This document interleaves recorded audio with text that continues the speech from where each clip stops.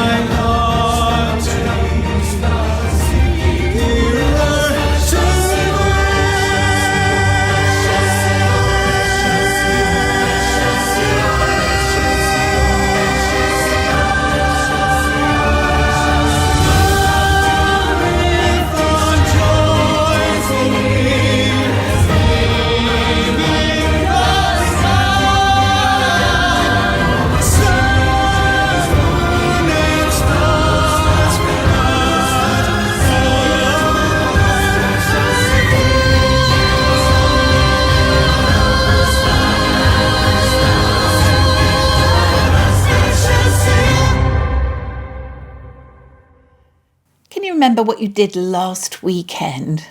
Well, I know that one of the things that I did on Saturday was to be glued to the telly while Paul McCartney was performing at Glastonbury Festival, 80 years old, and he didn't stop singing for 3 hours in front of an audience that was really enthusiastic of about 100,000 people.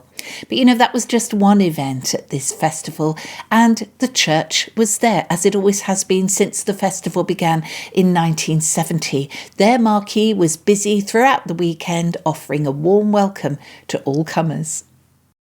Hello, my name is Lee Barnes and I work at the church at Glastonbury Festival. I'm part of the leadership team. In my day job, I'm lay ministry officer and warden of readers for the Diocese of Gloucester. So I just wanted to share briefly what we've been getting up to this year at the church tent. We've had a range of things. We have like face painting and creative activities. We are a place of sanctuary, a place where people can just be and sit and be still, be listened to, be comforted and supported. We also give out water and a place where people can just have a sleep if they need it, which is sometimes the case. We also have worship. At the moment behind me there's a worship service going on, a communion service with baptisms. You might be able to hear people singing, and you can see, if I turn around now, in the distance behind me is the pyramid stage there, so it gives you a bit of context of where we are. And we also this year you've just had a communion service. We've done several communion services, but also have baptisms. We've done multiple marriage blessings and relationship blessings. But ultimately what we're here about is we're here to serve the Glastonbury Festival. We're here to serve the community. We're here to show God's unconditional love. And how we do that is whatever the people need. We try and do it in thought and word and action. And it's, we're called the church tent, but we're also called the sanctuary marquee. You might be able to see the cross just slightly behind me. And that's because we believe that a festival like this, with all of the amazing art and creativity going on, that sometimes people just need sanctuary. They just need a place just to be, a place where they can just discover or ask questions or reflect on what's going on in their lives. And actually our theme this year has been on 3 words: reflect, remember and rejoice. And so we wanted to have some images, and we've got some words and phrases around the church marquee which we've decorated to help people reflect on where they're at in life, maybe reflect on where they're at in terms of their faith journey. So in a small way, that's what I do as part of a team of 25 people.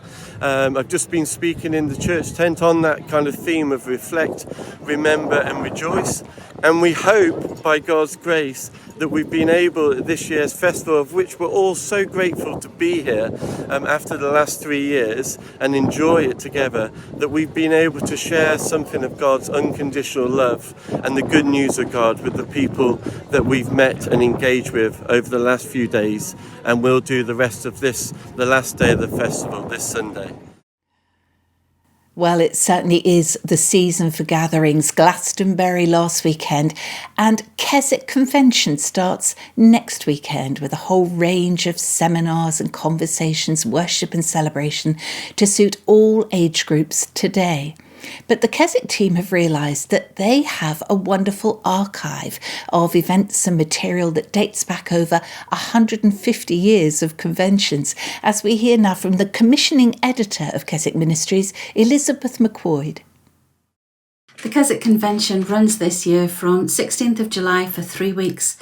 And now that all the COVID restrictions have lifted, we're delighted to be able to offer a full programme for children and youth, as well as Bible teaching for adults. And our theme this year is grateful. And as Christians, we've got so much to be grateful to God for. As a convention, we're grateful that we've been running almost 150 years. What started as a tent meeting in a vicar's back garden in 1875 has developed into a Christian festival where 12 to 15,000 people gather each year for spiritual refreshment. And over those years, we've had some excellent Bible teaching. Billy Graham came to the convention in 1975. John Stott has visited on a number of occasions and chose Keswick to be the place where he gave his last public address in 2007. Amy Carmichael and Helen Roseveare also felt God's call for missionary service at the convention. And for many years after each convention, all the talks were transcribed and collated and brought together into a yearbook. And I've seen yearbooks going back to 1934, and some people have got the whole collection. But obviously now that you can live stream talks and you can go to the website to look at podcasts and download things, yearbooks aren't needed in the same way. But we wanted readers to be able to access the archive, the treasure trove of Keswick talks. So we've developed the Food for the Journey series. It's a selection of 30-day devotionals, and we've reformatted Keswick talks into these devotionals. We've got a range of devotionals on Bible books. So Ruth by Alistair Begg, Revelation 1-3 by Paul Mallard, Romans 5-8 by John Stott. We've also got a selection of theme devotionals, and new for 2022 are devotionals on love, holiness and hope. And we've gathered Keswick Bible teachers, much loved past and present Bible teachers, to help us unpack the scriptures and to dig deep into these topics, these core themes for the Christian life. And these devotionals offer a unique opportunity to study the scriptures and a particular topic with a range of gifted Bible teachers by your side. If you're able to come to the convention, we'd be delighted to welcome you. There's no charge, no registration, just turn up. If you can't manage it, but would like to look at the Bible teaching that we have on offer, then please do go to our website and have a look at the range of resources and be blessed.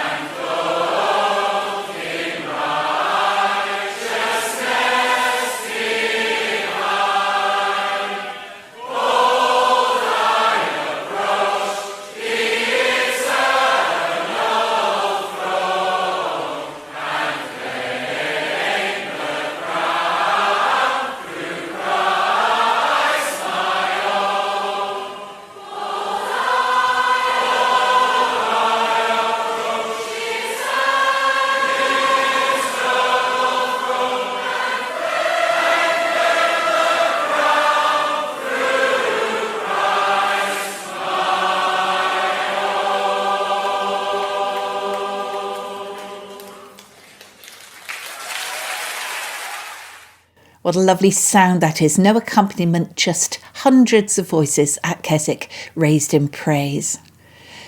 Now, family relationships can be unpredictable and volatile, sometimes leading to emotional splits that are full of anger and despair.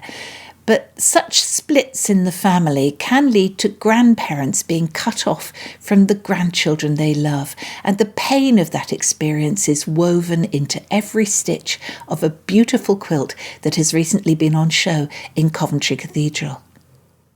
This is the story of the quilt of love and hope. I'm Lorraine Bushell, and some 20 years ago, unfortunately, I became an estranged grandmother. At that point, I thought I was the only one. It was a terrible situation. I didn't know what to do, and I actually thought I'll start a support group, which I did in the West Midlands.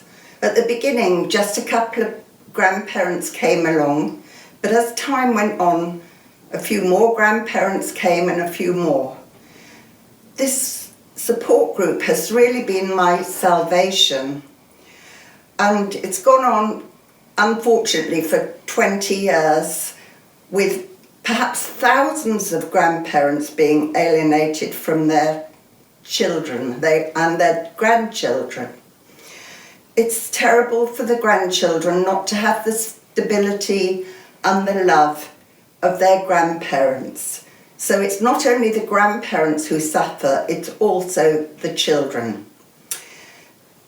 The quilt came about because one of the grandparents had read a book, and in Canada they also have alienation, and they had made a lovely quilt which had gone all around the country.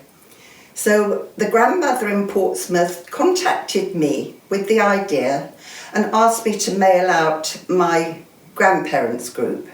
So I sent out the instructions and asked people to send in a quilt square, nothing personal, but just showing their love and perhaps the heartbreak and message. And we now have this fantastic quilt in Coventry Cathedral. We want to get the message out there and raise awareness about families who are being cut off from their grandchildren. And sadly, the grandchildren, they're being brought up with just half a family. They don't know anything about the other side of the family, the history. It's such a terribly sad situation. We do say to grandparents, why don't you keep a memory box? Put in it photographs of the family, stories of events that have happened, and perhaps one day the grandchildren will come along and realise that you did love them, but you were just being stopped from seeing them.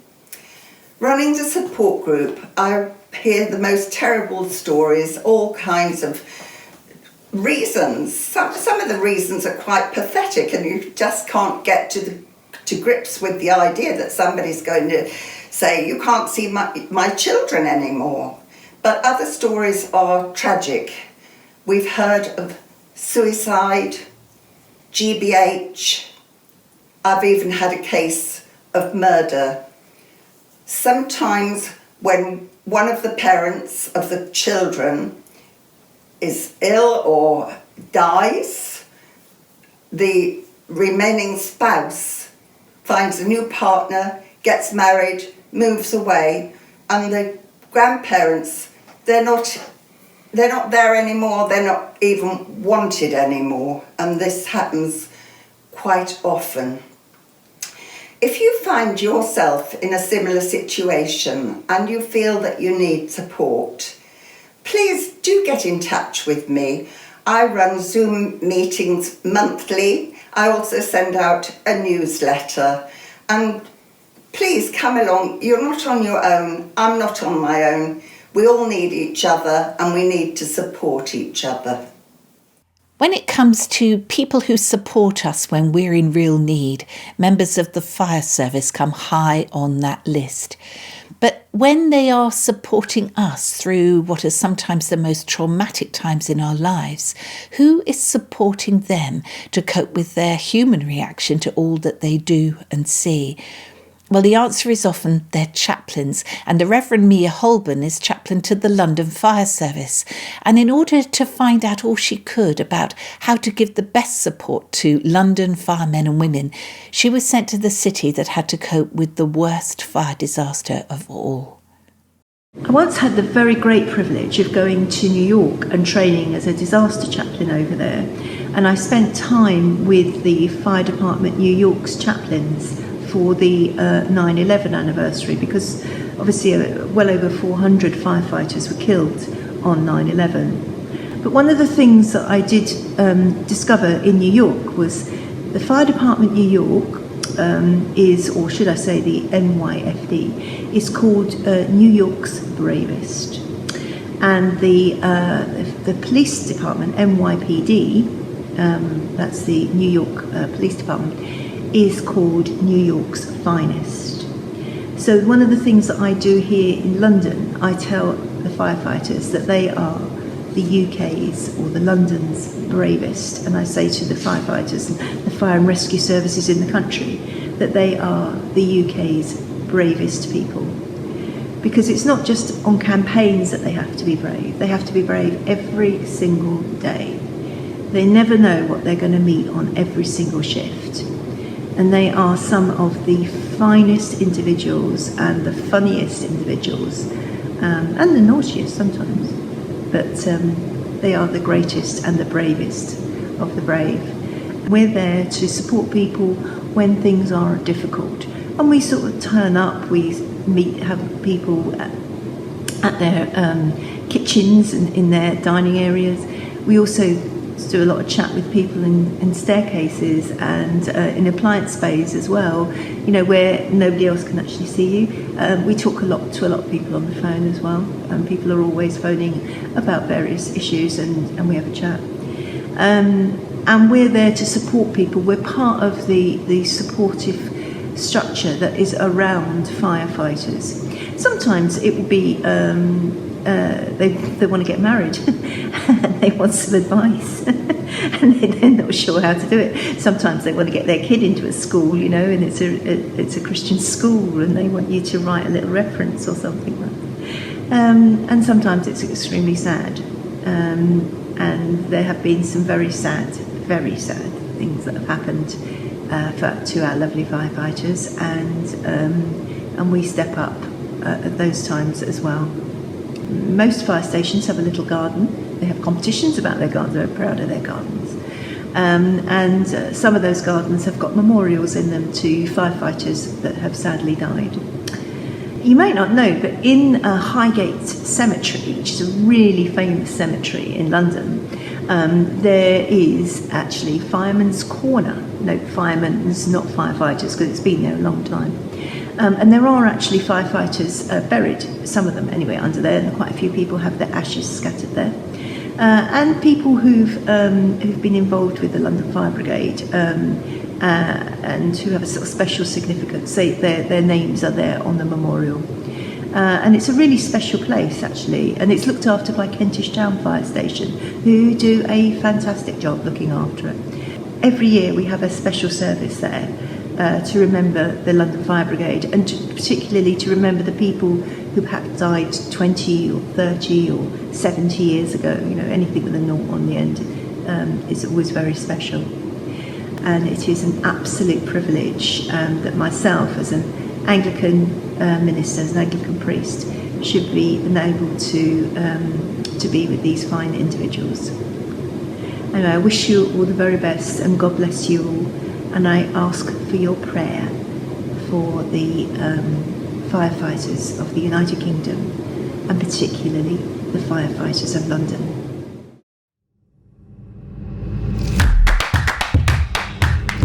Still to come on Sunday Night Live. At the end of Refugee Week, veteran preacher and activist Inderjit Bogle speaks on the importance of sanctuary for the refugee and the dangers facing Christians in Myanmar today. And bearing in mind what we're talking about in this second half of the programme, our first song is a prayer for something that our world badly needs. And it comes from the team who taught the world to sing. Do you remember that some time ago, the song created by Roger Cook and Johnny Lucas? Well, their prayer for today is for God's blessing on our world. God bless the world and everybody in it. Won't but take a minute of your time. God bless us all, even unbelievers. Everybody's waiting on a sign. Just wave your hands and help us love each other, care for one another as we should. God bless the world and every living creature. Life would sure be sweeter if you would. Most every day, peace on earth's a million miles away, and everyone could use a change of heart. Now would be a real good time to start. God bless the world, each and every nation. Your creation sure could use a shine. God bless the world and everybody in it. Won't but take a minute of your time.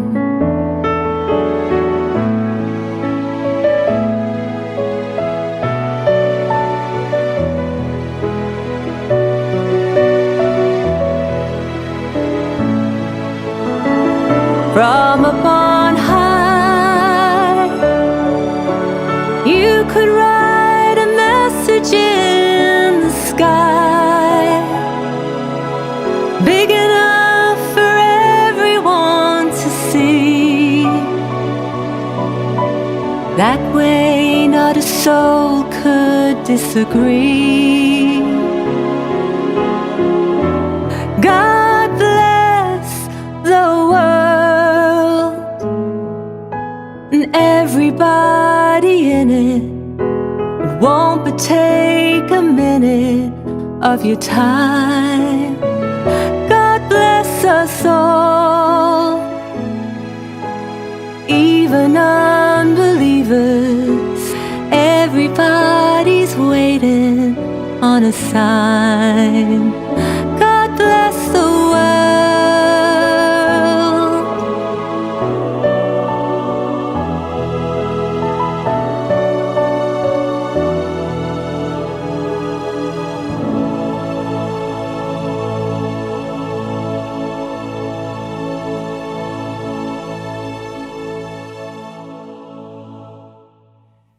Well, we do live in a world where being a Christian can be fraught with danger. In a country like Myanmar, for example, the simple Christian act of sheltering refugees or gathering together for worship can lead to houses being burnt down, torture and execution.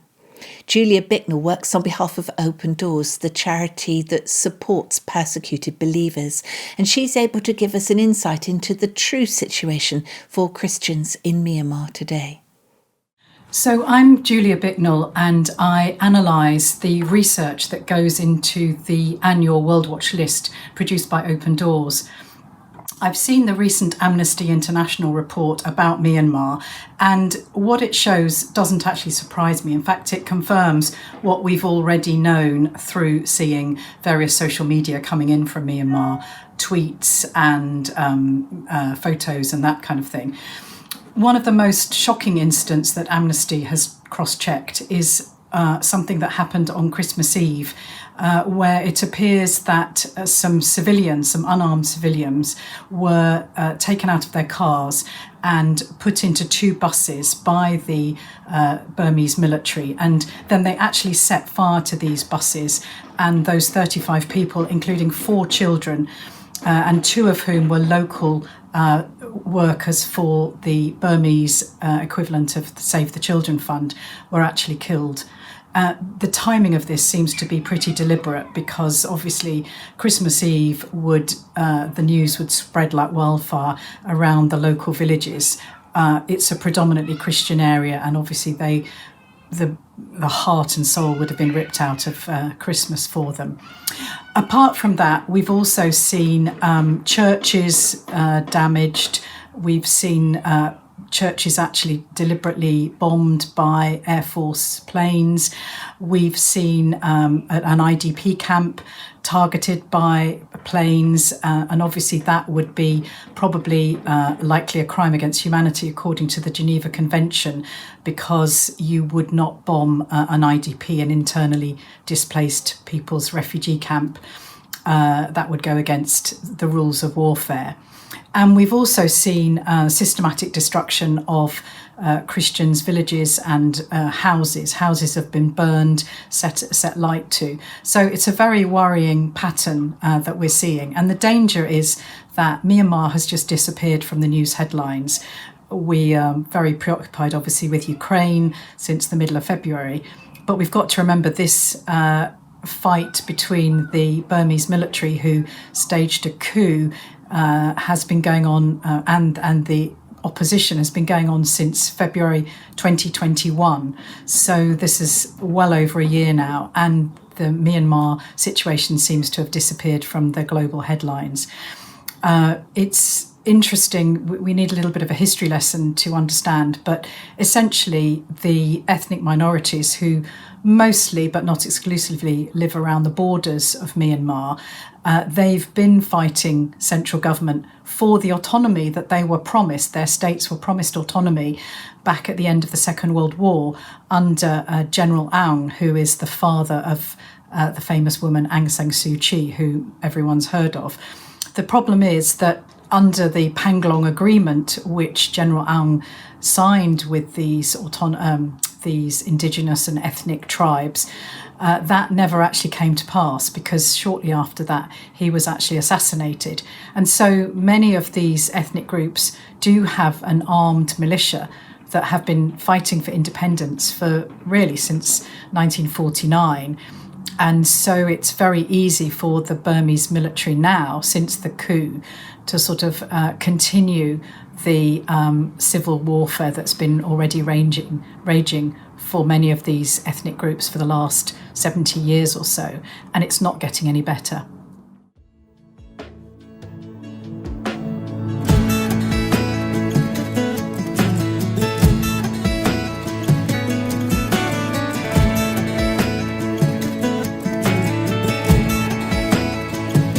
I was a stranger on the outside looking in, beyond all favor. I was wondering, she was a mother, but no one to call her own.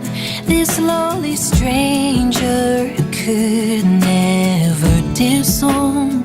I said, let me come with you, we don't have to be alone. I said, let me come with you, I will make your home my home. Home, I am moving on. Home, but when all hope seems gone, where you are is where I belong. Our home so far from home.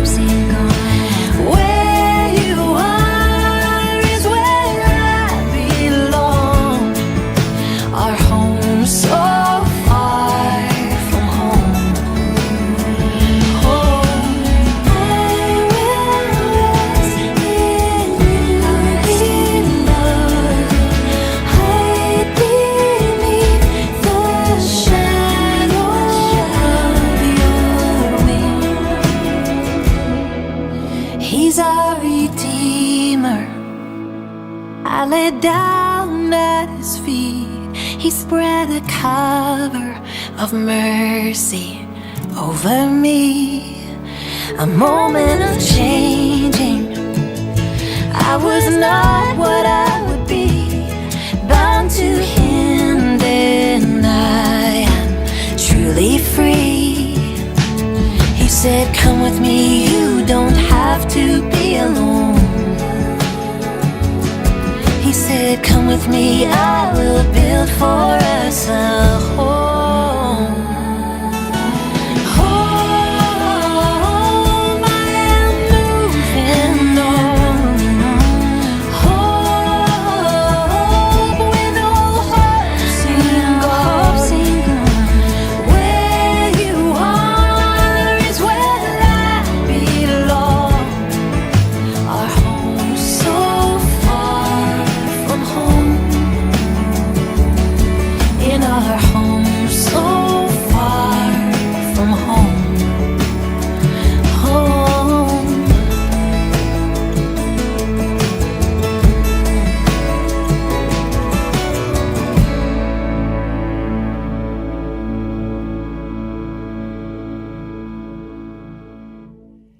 Inderjit Bogle was born into a Sikh family in Nairobi, but when he was 13 in 1964, his family came to settle in Dudley in the West Midlands.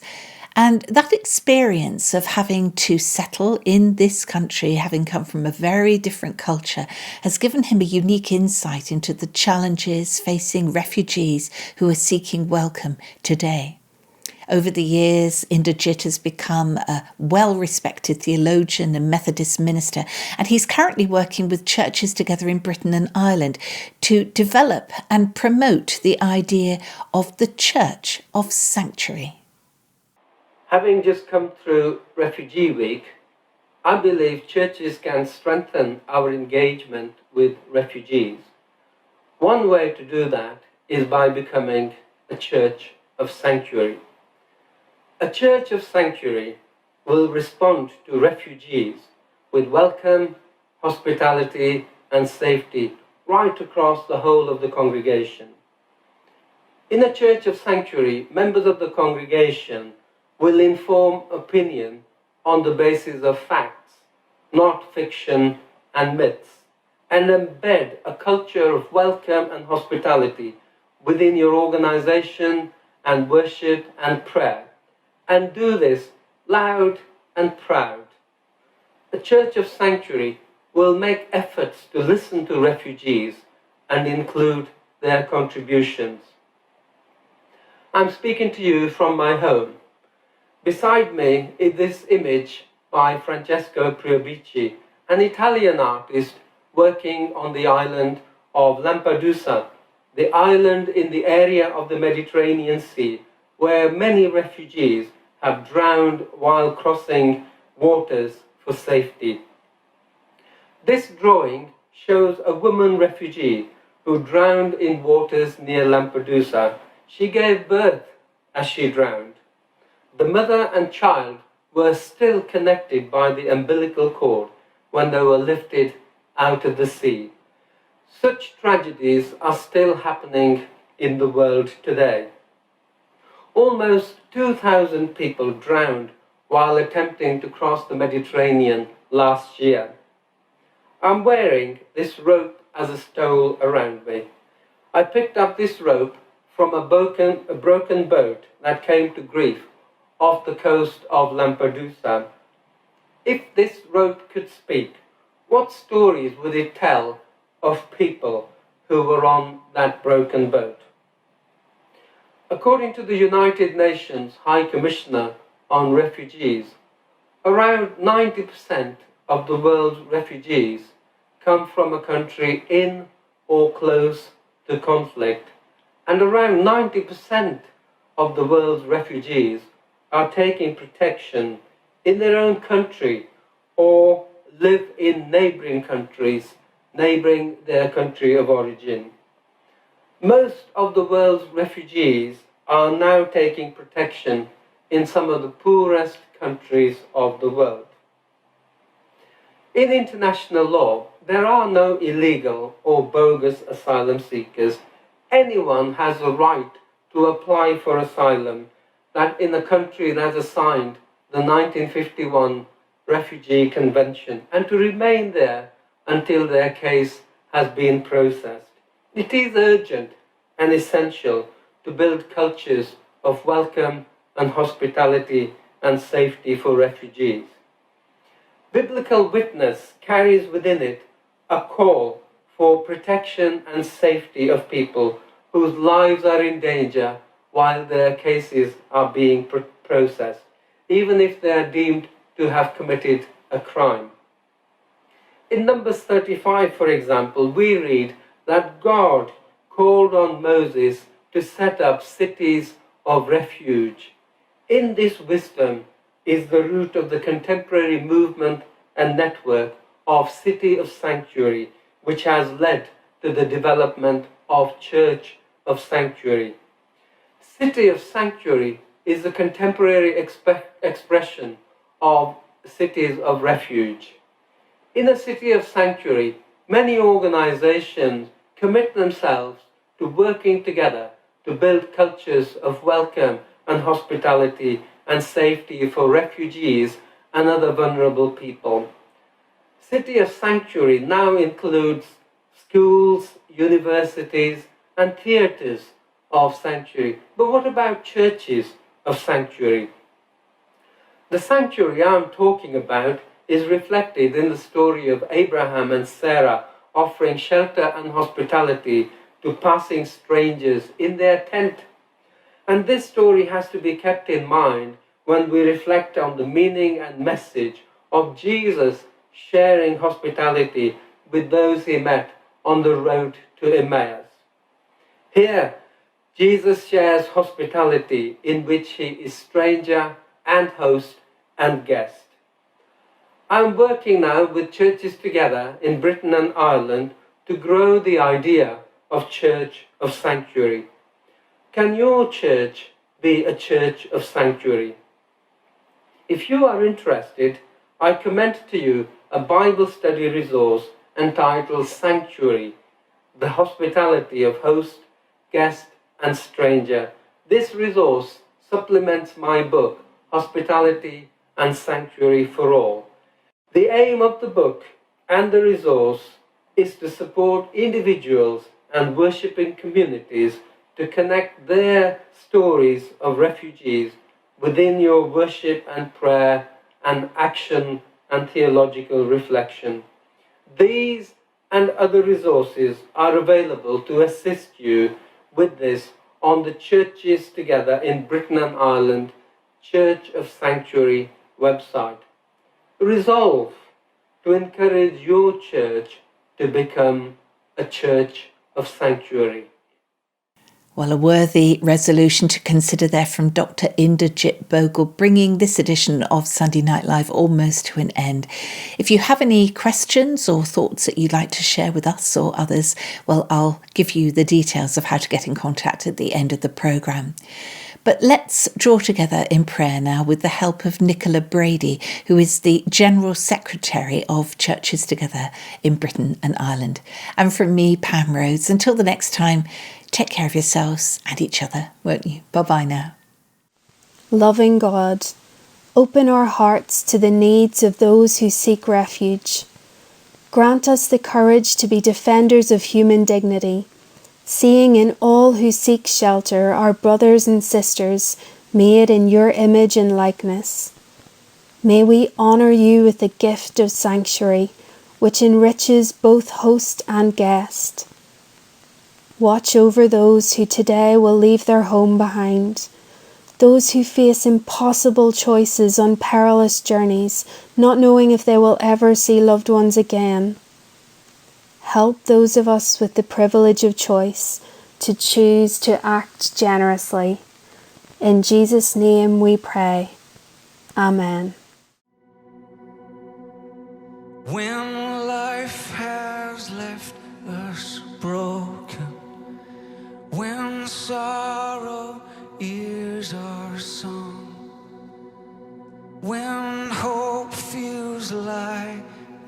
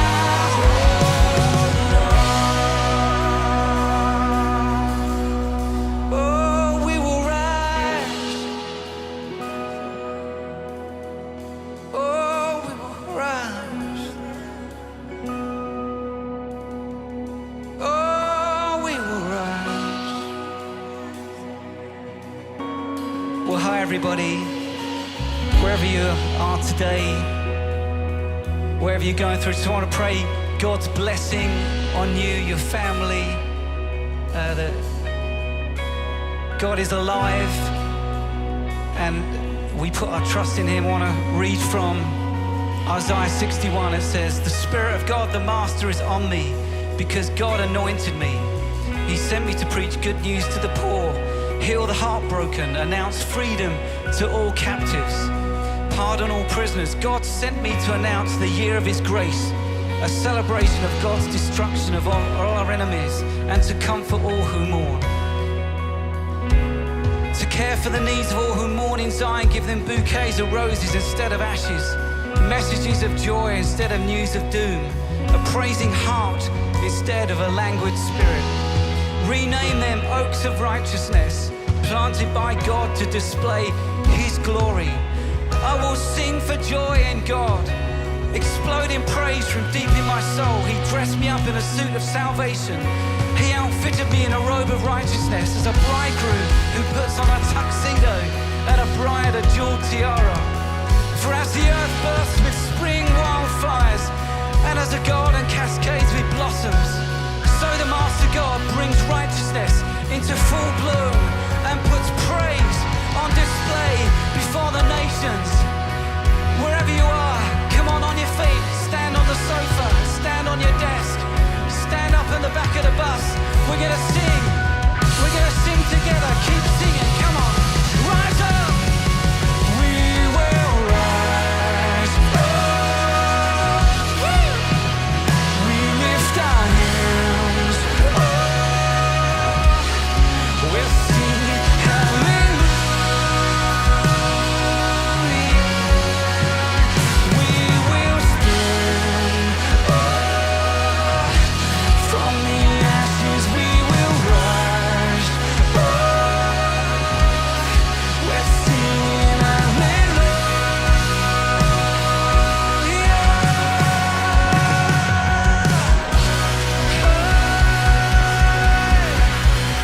We will rise, come on, we will rise, stand up.